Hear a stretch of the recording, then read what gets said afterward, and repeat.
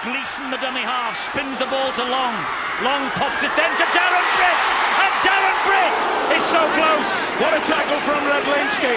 He looked for support in the prop forward. There was not there. Out wide, it's a try. First try to Anthony Stewart. St. Helens capitalised on the mistake from Craig Smith. They had too many numbers out wide. Stuart Raper, a nightmare start. St. Helens get the dream ticket. Is it the ticket all the way to Old Trafford? Wonderful effort from this man. He knows the way to the line. But it all came about from the mistake from the prop forward, Craig Smith. This is it. See how he goes in? He uses the charge, but you should not do it that way. And the long ball from Long is sufficient. Two Longs make a try, and that try produces 4 points. Nothing wrong with it. The momentum rule. Long kept moving across to make sure that there'd be no doubt. Barely a minute and a half, and the Saints had on the scoreboard.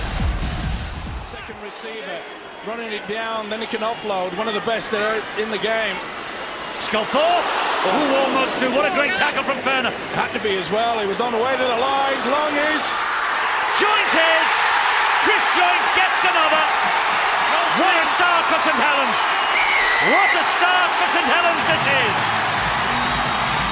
The captain comes up with a try. He's won 2 grand finals as Chris Joint, as Stuart Raper takes a sip of the liquid. But Chris Joint, captain of 2 grand final winning teams, 99 and 2000. Is he on his way back to the Theatre of Dreams in 2002? Well, it will be if they continue this. Came about from the mistake from Lamb, out on the full. And from there, look how Long worked the blind side superbly. Wonderful offload. Straight to his skipper. Look how they hang back there. You can't afford to do that. This is the inside and then the tackle from Ferner. This is the build-up. Look how they play the ball quickly. Scully says, come on, let's get out of here. So does Long. Bang. Just sucked Julian O'Neill in so easily. The offload was superb, and this is what it means to the coach. Newton waits a dummy half, gives it to Cassidy. First a real chance here for Wigan. Cassidy is there, you know. Nick Cassidy is there. What an effort. Try is given to Cassidy. He missed the Castleford game in the playoffs.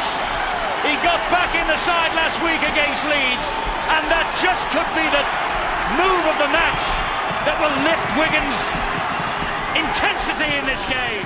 And Stankovic has come on, and this is Joint, and there is the first touch for Stankovic. Not a bad little effort either. Cunningham will attack the line! Oh, what a try! What a try from Cunningham! The best in the world!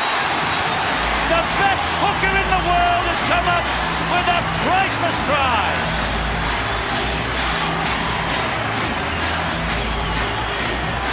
Bring on the Kiwis! Cunningham's on fire! You can tell that it was going through his mind, that he knew he went for the big hit on Cassidy a few moments ago, and he took deep inside and said, I am gonna pay. It all came from the mistake from the Wigan skipper. Losing control there is no excuse. And to say the impact on the tackle, world quality this fella, the world's best hooker. Even the Australians admit to that. He may have made a mistake early, but I have got him back in. I have wiped the slate clean. Indeed. One match too far for Wigan, I wonder. Long. St. Helens, of course, had the one match too far, the bridge too far at Wigan last year.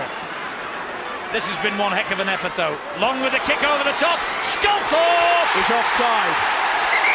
Sculthorpe is in front of the kicker. Well, that's your view. It's got to be the view of Steve Cross, tonight's video referee, if that one's going to be chalked off.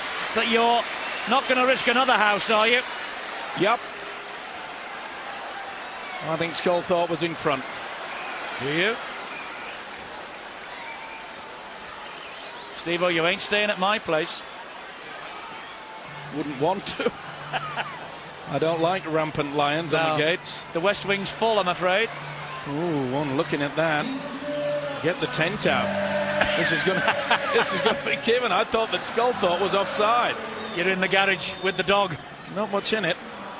Oh, not the dog, please. Well, I think they're going to give this. No doubt about the grounding. That's no problem. The Australians scored it like that all the time. Paul Sculthorpe, I think, has come up with a huge try. And in this weather, Eddie, I didn't want to lose the house. It's gone. Try to Sculthorpe. That could just be the key in the door to the dressing room at Old Trafford next week for St Helens. Next week. Bradford Saints. Great joy on the terraces. There'll be great relief on the field in 20 seconds. But credit Wigan for this effort. They have not given in. They've only got 15 seconds to go and they're still at it. Danny Sculthorpe. Still Sculthorpe. Down he goes. Here's the countdown to the grand final.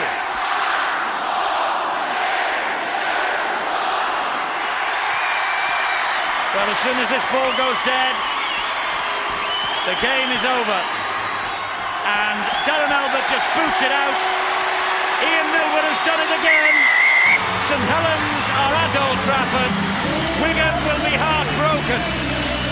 But they've played their part in a magnificent contest. Sean Long back to his imperious best. Just at the right time for St Helens and indeed for Great Britain. Wigan restricted to just one try and 2 goals from Andrew Farrell. St Helens 18-8 up at half-time. Their defence, despite some enormous Wigan pressure, kept intact in the second half. And Ian Millward, well, there'll be no celebrating yet. They've got a long, long way to go. They have 80 minutes to go before there'll be any celebrating, and that's next week. But the Saints fans will be there, so too will Kieran Cunningham.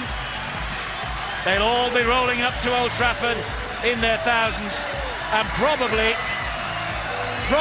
the game that the neutrals would have wanted. The top 2 in the Super League after the weekly rounds will meet at Old Trafford for the right to be called champions of 2002. He's done it again. It's sort of weird. I remember saying the last training session to one of his staff, you know, I said, you know what, we haven't put a contingency plan if we get beaten here. You know what I mean? Like, what are we going to get the players in Monday to address them, what's needed in coming weeks, you know, all that sort of stuff. You know, I mean, it was just full on, very positive. We come up with a way we thought we could beat Wigan. We didn't read too much in that. They kept saying they had injuries. If you look at their pack, they had no injuries in their pack from their starting team at the start of the year to the end of the year. They had 3 major injuries. That was Dallas, Ainscove and Johnson, and they all play in the same position. So, you know, I challenge them to lose a Lamb or a Farrell or a Fern or a Newton in key spots that we lost last year when we got beaten in that same game, corresponding game last year against Wigan. So, you know, I mean, you know, we didn't play too much into some of the injuries they had. What we played a lot of importance into was the way we wanted to play the game. And it was a game we spent a lot of time on ourselves. It was a game that we spent a lot of time on getting things right in our attack from the previous week. It was a game we spent a lot reinforcing a lot of the good things we did in defence. We come up with a game plan, and I've got to say the players carried it out to the letter. I thought it was a great game. I thought there wasn't a lot in it. You know, I mean, we had to really work hard. We kicked away to 2 really good quick tries, but our defence was outstanding that night. You know, they only scored the 1 try, and you know, if you look at it, it was a one-on-one miss that, because of a little bit of the wet weather, contributed to that. And so, you know, we're a bit unlucky not to keep them 0 here again that game. I thought that game mentally and physically had us hardened, ready for a grand final. And I thought, if I had my time over again, I wanted to beat Bradford in the first week. But we needed that game. We needed that game to help our confidence. We needed that game to just get us right to play in a grand final. And if I had my time over again, I'd take the second week again. And leading up to it, that's the reason why I probably was very positive with the players. I felt we needed the game. And I said to the players that I felt we needed the game. We didn't need to have a week off. I thought at that stage of the year we were mentally and physically very fresh. I've never seen us in my 3 years here any fresher, and that's contributed to what we did during the year with the players and the staff, and how we looked after the players. And so you know, I'll be honest, I thought we needed a game. So that's, to me, that game, there wasn't a lot of pressure because, you know, I was probably trying to back my instincts and what I felt we needed, and hopefully it was correct.